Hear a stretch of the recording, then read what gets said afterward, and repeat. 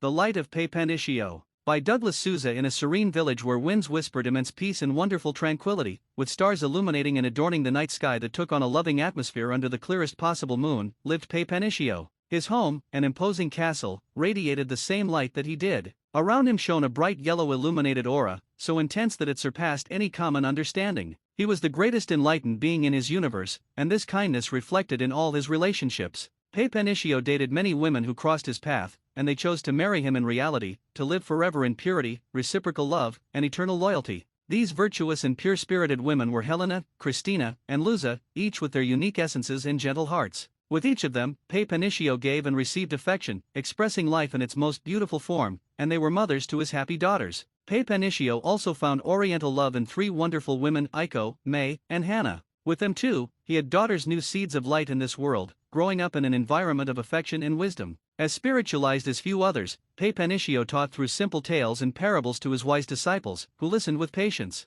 They saw him as a great hero and exemplar of goodness, following his teachings and sharing love and wisdom with their families. Papanicio viewed people as inspiration, for in his world, only purity and goodness existed. His followers, inspired by his light, taught their own children and kissed their wives with affection, spreading harmony. He never demanded anything of himself or pushed his mind to extremes, for he knew life flowed like a sacred river. Everything had its time and reason. For him, it all, the sky, the earth, the wind, life, and silence held a profound purpose, rooted in the balance and harmony of the cosmos. Even the most revered religious leaders in his universe respected him deeply, never attempting to reach such enlightenment but instead seeking his guidance. People wondered, intrigued, was it his aura? His energy? Mystical power? Or perhaps a divine blessing? Papanicio, always with a sweet smile, told them to observe with love and curiosity. He taught learning from wisdoms in nature, but never to imprison the mind, for true freedom lies in keeping the spirit light, like a feather in the wind. His most sacred moments were his prayers of gratitude before undertaking something important, with his daughters and wives by his side.